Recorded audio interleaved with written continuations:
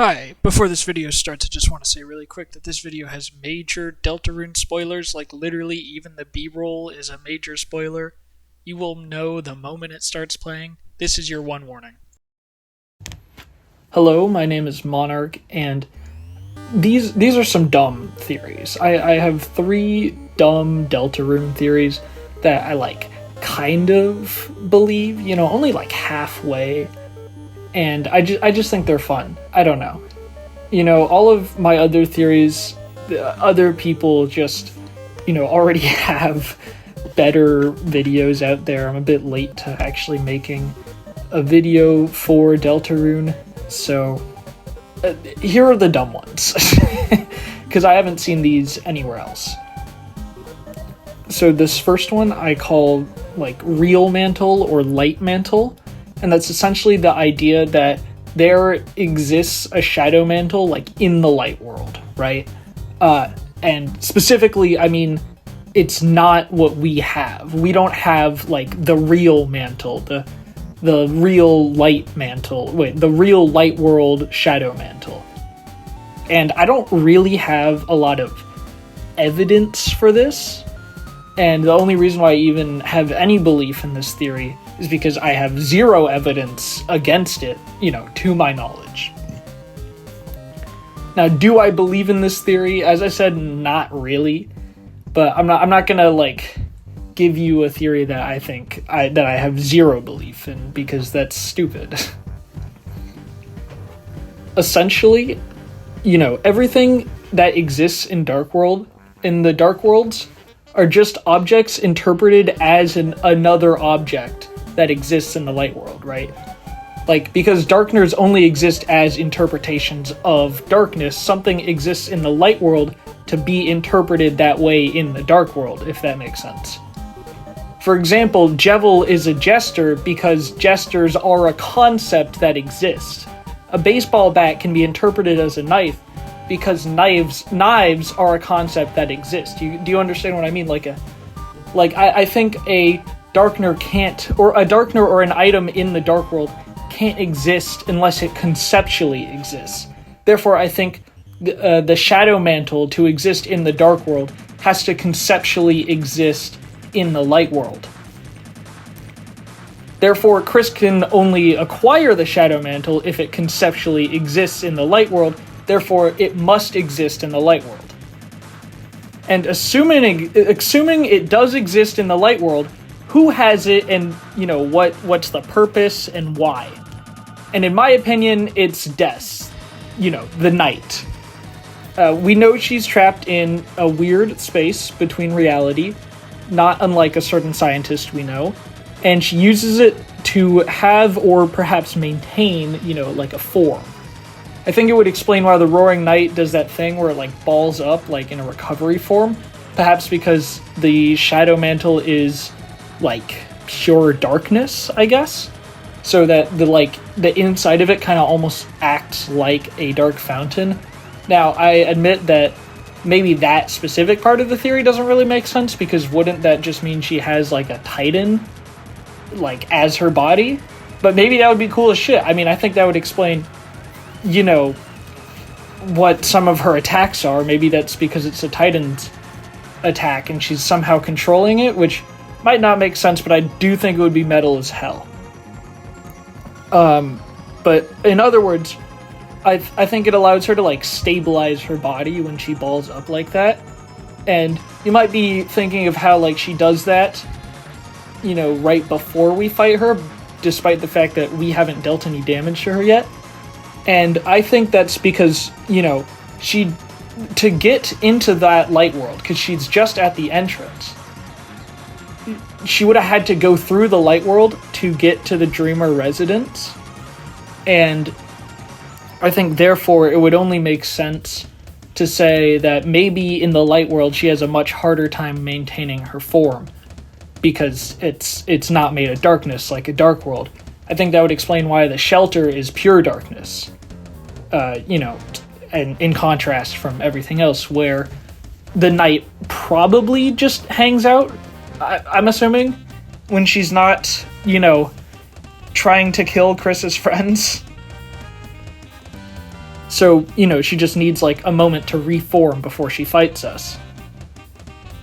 And the reason why the Shadow Mantle in our hands, I think, doesn't seem to have the same features as Dess's does is because it's merely an interpretation of another object in the Dark World, of the real thing.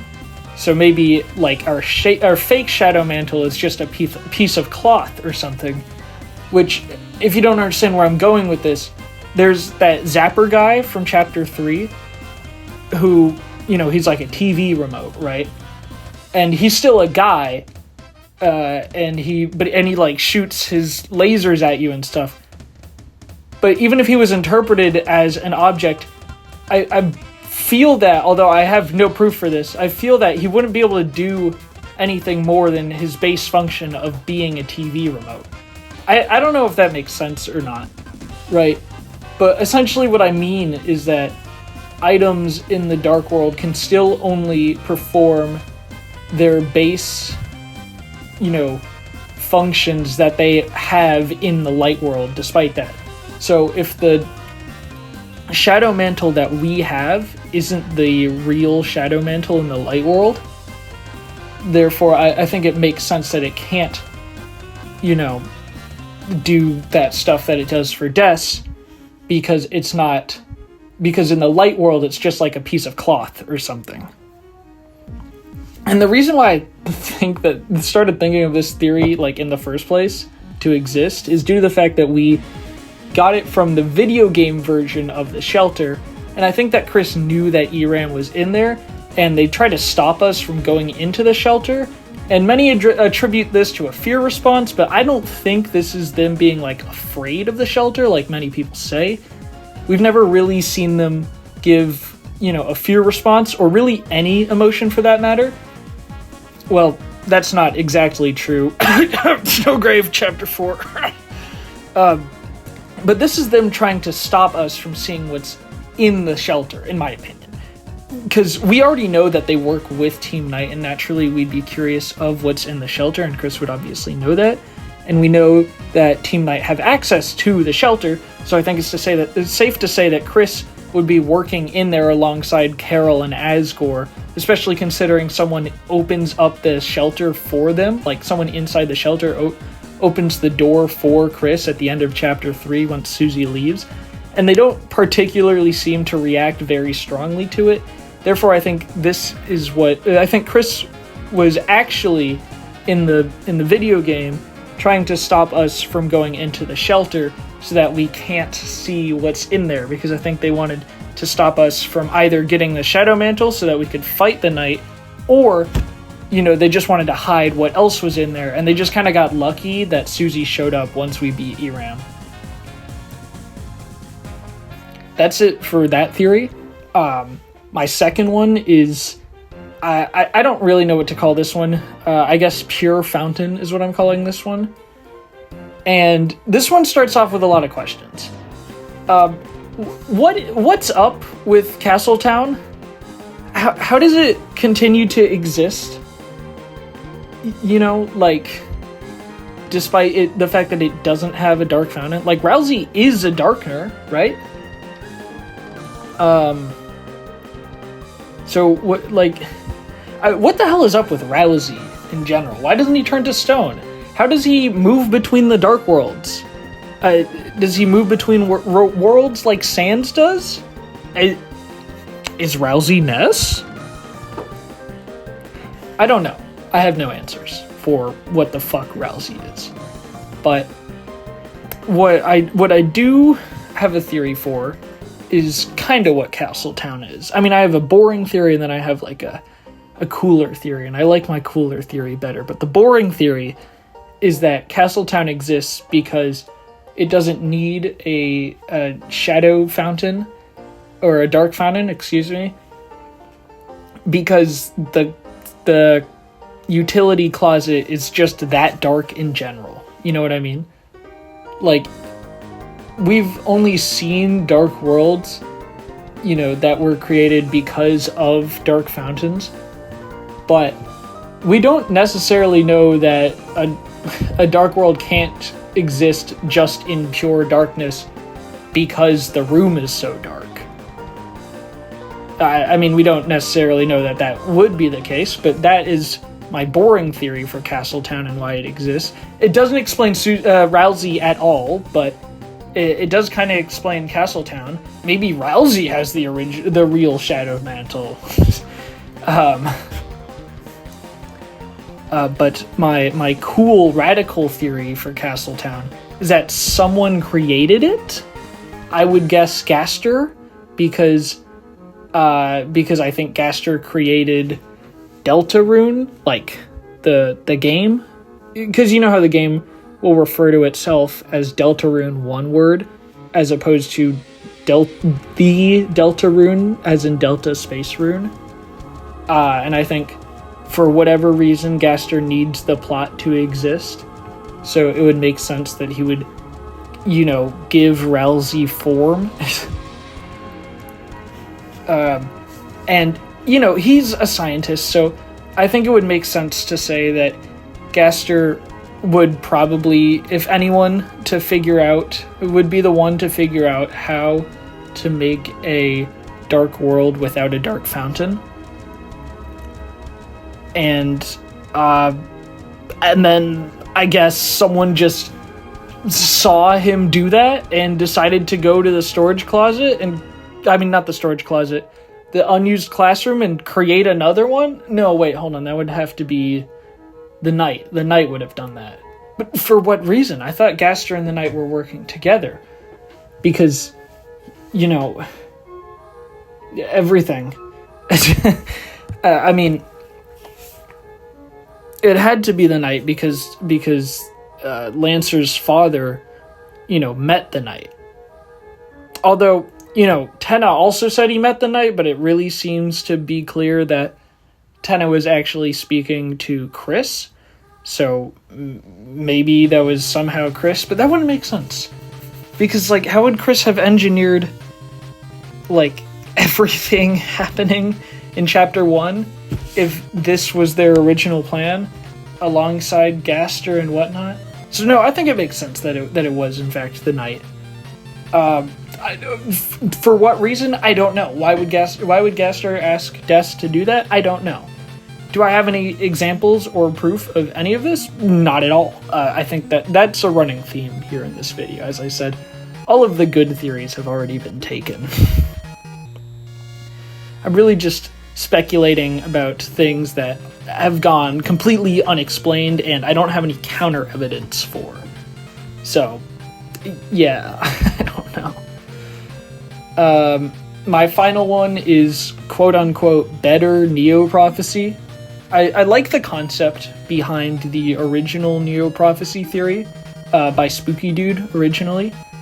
And that is that Deltarune, one word, is a retelling of the actual prophecy, and there's a lot of evidence for this, actually.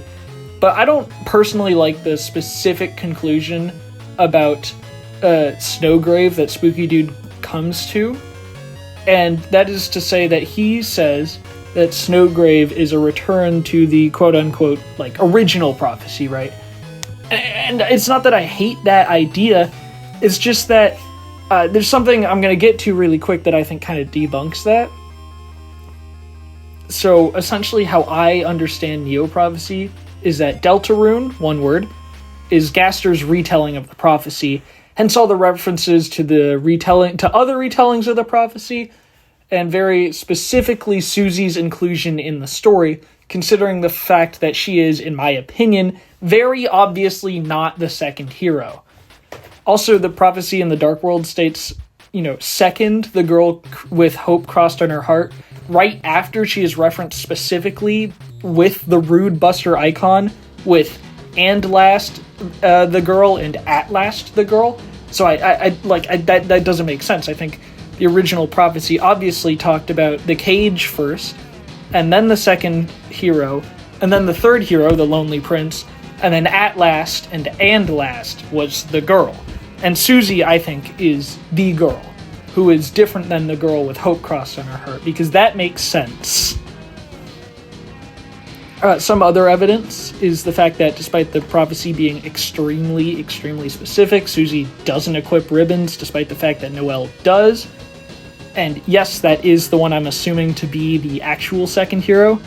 And Susie uses an axe rather than a sword, while Noelle can also equip certain swords, apparently, if you hack her into your party. She even has a line about equipping her own pencil if you steal one from her desk in Chapter 4.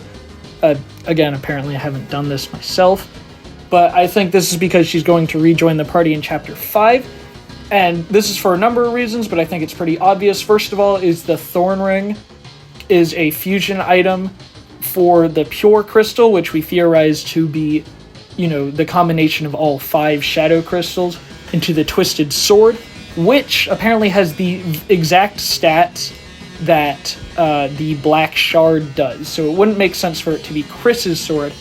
I think it would only make sense for it to be Noelle's sword. So I think that makes the portrait make sense in Susie's Dark World, because it's a girl holding a sword, which doesn't make sense because we haven't seen Noelle use a sword yet, but, very specifically, the Twisted Sword seems to be a weapon made for Noelle, because Chris uses the Black Shard. Just some other evidence. Susie is the dragon in Dragon Blazers. Or maybe it was a movie or something. Just whatever Gaster's, talking... Not Gaster, Jesus. Gerson's talking about after his fight, right? Very specifically, Gerson tells her she's the dragon, and... I don't know. I just don't think the dragon would be one of the main characters, of Dragon Blazers. That seems like, the final enemy, actually. Because it's a retelling of the prophecy. And the retelling of the prophecy probably would ignore the love interest, who is Susie, in my opinion. I mean, not in my opinion. That just kind of seems to be canon. So I think, in universe, they probably created Dragon Blazers, right? With the 3 heroes, and then the dragon became the enemy. Because I don't know why not. We don't know that much else about Dragon Blazers, like, sue me. Actually, we do know one thing, I'm pretty sure, is that one of them uses ice attacks. After talking to Noelle and her dad in the Snowgrave route of Chapter 4. No, I'm sorry, after Snowgrave in Chapter 2, I believe. We see her playing, I believe it's Dragon Blazers with her dad, and one of the playable characters, I'm assuming one of the heroes, has an ice attack. So, I just think that's I think that means inherently Noelle was the original intended hero of the prophecy. But what I think specifically debunks Snowgrave being a return to the original prophecy is the fact that Gaster just doesn't really seem to care all that much. He does comment on Snowgrave. He says it's interesting from what I remember. I remember someone talking about this, but I can't think of specifically what it was. Or maybe I'm thinking of the hardcore challenge. But in any case, I think, if Snowgrave was a return to the original prophecy, I think Gaster would would have more of a presence in the story. I think, especially because Chris goes to Noelle and talks to her after Snowgrave, somehow. When did they have the time for that?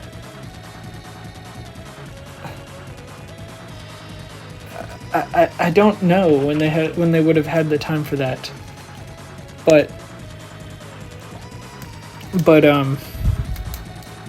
Chris goes to Noelle and tells her that Berdley's gonna be okay and everything was just a stupid prank. It was their words, but we believe that Chris has a relationship with Gaster, they're friends or working together at the very least. And we know that Gaster, like created this telling of the story. At least that's my interpretation of this, because he to paraphrase Gaster's words, is, he calls it his Deltarune, right?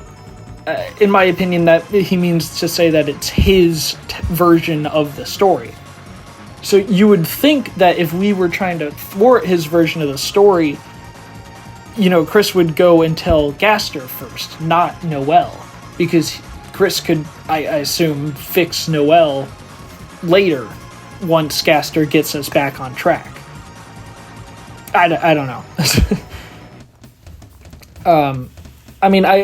To what end? I genuinely have no idea. I have no answer why Gaster is doing any of this, but I think he's more involved with Des and perhaps even her disappearance than we originally thought. And I think he's trying to help her, and I think that's why Chris, Carol, and maybe Asgore are on Team Knight.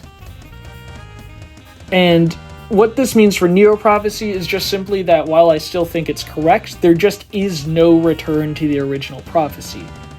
Because Gaster, as the creator of his Deltarune, again, that's the game that we play, he just didn't give us that option, because he hasn't given us any options in the story so far. And that's what Snowgrave is the soul trying to create, choice for themselves by taking agency from Chris and Noelle and maybe even Susie. Because, that's why we keep getting told that our choices don't matter. That kind of informs Snowgrave. It's like a desperate way to try and find, a choice for us to make, right? But I think, ultimately, it's not going to matter. I think Gaster's plan will come to fruition in Chapter 6, because it's been hinted that the prophecy ends in Chapter 6, actually. So therefore, we might actually start getting choices in Chapter 7. And that's how I think, we can still have different endings based on, the actions that we took. We could have, a pacifist ending and a violent route ending. And, of course, whatever we do with the shadow or the shadow crystals, i.e. the pure crystals, right?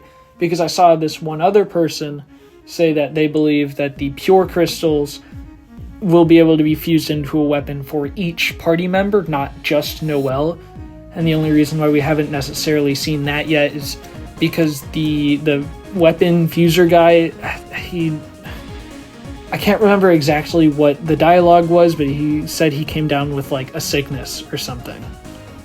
So that is to say that Gaster's Deltarune, his Deltarune, as he would put it, it ends in Chapter 6, meaning that Chapter 7, that will be when, our actions will have consequences outside of Snowgrave. Anyways, yeah, those were all my theories that I had written down. Again, the only one I do believe in, actually, is Neoprophecy, but that one's not mine. It's just kind of an adaptation of someone else's. So, if you disagree with me on anything, first of all, as I said, I don't really have any evidence for any of this. And second of all, if you have any counter evidence, just tell me I'm an idiot in the comments. I would like to see that. The evidence. I mean, I wouldn't prefer it if you called me an idiot, to be honest. Yeah, but in any other case, that is everything. I'm about to go camping for 2 weeks, so if this video somehow blows up and I get super famous, everyone has to act nonchalant about it for the next 2 weeks so that we can all come back and be like, oh my god, Jet, you're so cool. Don't do that. I mean, do that. I don't know how to end videos. Bye! Okay, wait, just one more thing. I did actually get this last kill on the knight. I chose to edit out, everything except the last attack, just to prove that I did kill her one last time. Uh, but because I didn't want to leave the just like a full minute and a half of the video being silent, but I thought it was cool. So